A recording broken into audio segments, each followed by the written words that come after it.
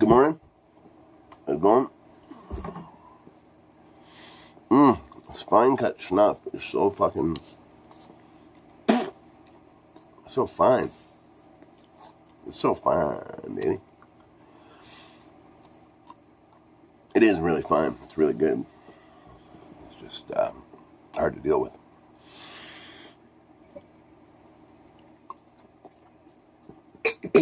When you're just waking up, excuse me. Fucking gross.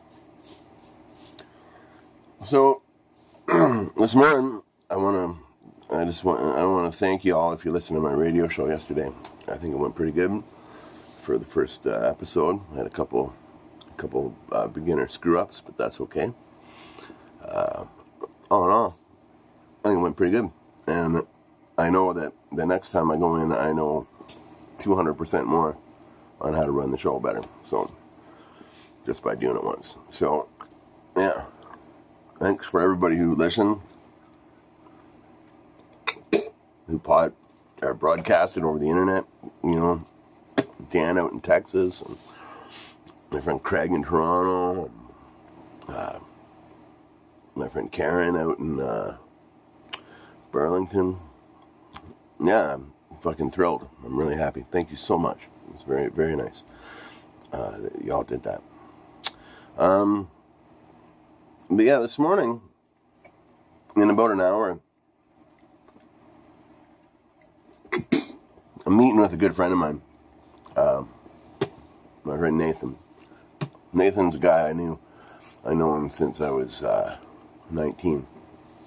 When I lived in Oakville, he moved to Oakville and started working. I used to work in a health food store, wearing a variety of different hats in this little health food grocery store, and he worked there as well. He moved to Oakville to become a writer, which I found very strange. I wanted to be a writer as well, and I didn't feel like I could do it in Oakville.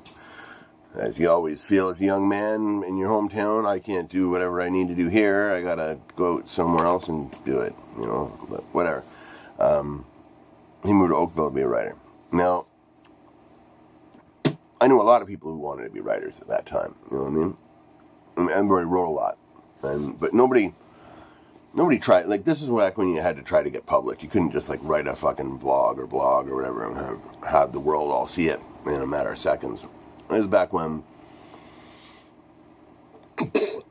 getting published kind of seemed to mean more. I have a book of plays that I wrote published by a publishing company called Ordinary Press, and I tell you that will always be one of the proudest moments of my life and my proudest achievements. Even though when I read the book, I'm like, oh my god, I cringe at it. That was on my bucket list. I wanted to get a book published. So when I was 26, I did. So always be happy with that. But that's not. I'm Grandpa Simpson in here.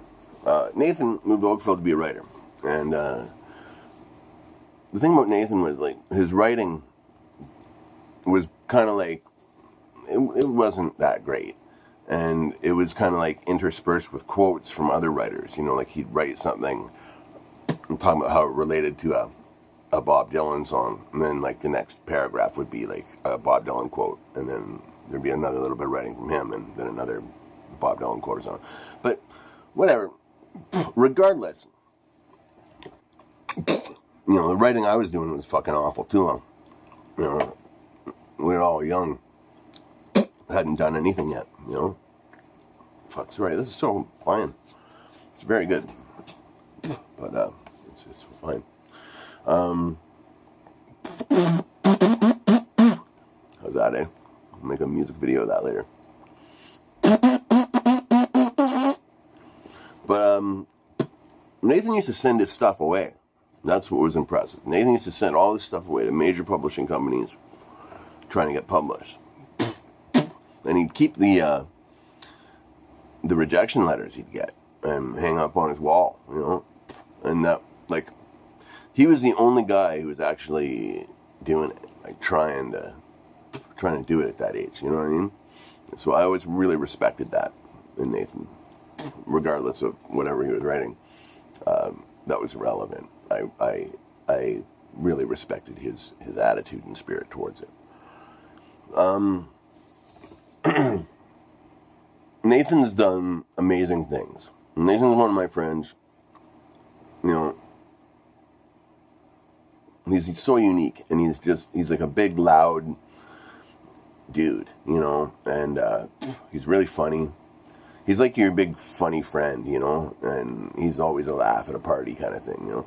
But he's done some cool stuff. He ran for mayor of Peterborough once, got 100 votes, ran on the arts credit, like, or the arts, like, that was his line, the arts, promoting the arts. He's traveled the world hitchhiking. He's hitchhiked more than anybody I know to all over the fucking place, you know. You could write a book on hitchhiking. He was a street performer in Dubai for a year, I think. That's amazing stuff he's done, you know. But he's coming over in about an hour because we're going to talk about a music video he's making using a Hurricane Charlie song. And I'm just going to learn about the video. So that's kind of cool. But yeah, I wrote anyway. It's Meatloaf's birthday today, okay? You know, Bad Out of Hell. 2 out of 3 ain't bad. Bad Out of Hell is an album, you know, I listen to a lot of punk rock and stuff like that, but Bad Out of Hell is an album that, to me, that is untouchable. I think it's an incredible album. I think it's incredibly written, performed, produced, everything about it, the cover art. I love everything about it. Todd Rundgren was the producer. I love Todd Rundgren. Love it. It's Meatloaf's birthday today. Nathan loves Meatloaf too. Now, when I first moved to Peterborough for the first few years in the early 90s, Nathan would come visit me. But he would, like, this was before cell phones or anything other than landline telephones, and Nathan would never call. He'd just kind of usually show up at my door some afternoon and just arrive with a bag. You know, he'd stand for a while. And in that bag would always, undoubtedly, be a bottle of Bright's President Pink Champagne that would be hot. Not warm, but hot from him traveling in the sun for hours on the highway. So we'd immediately pop it and spend the afternoon drinking pink champagne and listening to Meatloaf. And he'd usually have some fizzy pop candies too. So it was always a very decadent affair. You know, we'd meet, eat candy, drink pink champagne, listen to Meatloaf. It'd be 2 in the afternoon. You know, and the champagne would be so hot when I pop it open, or Nathan pop it open, we'd just fucking spray everywhere. My apartment walls were covered in pink champagne. But yeah, that's why I thought that was all pretty cool. I still have the copy of the cassette of Bad Out of Hell that we would listen to religiously during this experience, every time. Guaranteed. Yeah, we'd be drinking pink champagne, listening to Bad Out of Hell, talking about how great it was. It was awesome when Nathan would come and visit me. I mean, he's coming over to visit me in about an hour. So I'm going to tell him it's Meatloaf's birthday. Maybe we'll listen to Bad Out. We're not going to drink pink champagne. Obviously, neither of us really drink anymore. I don't drink at all. I don't think Nathan drinks either. But that's all cool and well. So yeah, I really just wanted to tell you about my buddy Nathan today. Because he's fucking awesome. He's an awesome fucking dude. You have people in your life who are come and go. People who you get close to and then get distant from. Good friends you have for a long time that suddenly stop being your good friends. Maybe you do them wrong. Maybe they do you wrong. We all do good and bad things in our lives.